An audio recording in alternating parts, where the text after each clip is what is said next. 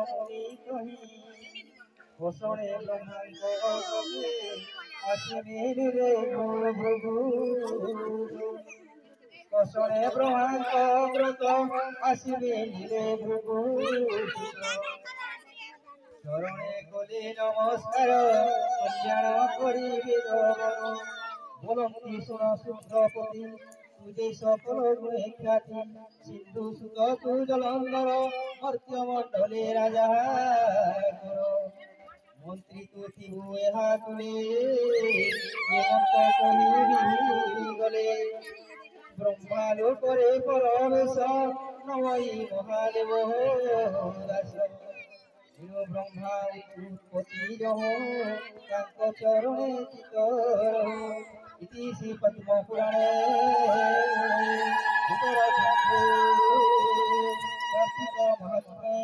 जलंधर उत्पत्ति कथने ब्रह्मांडे राम सप्तम अध्याय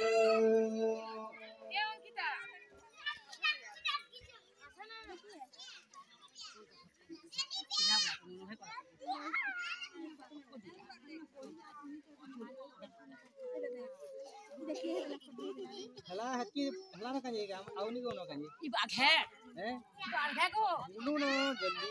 कौन आघे दीपक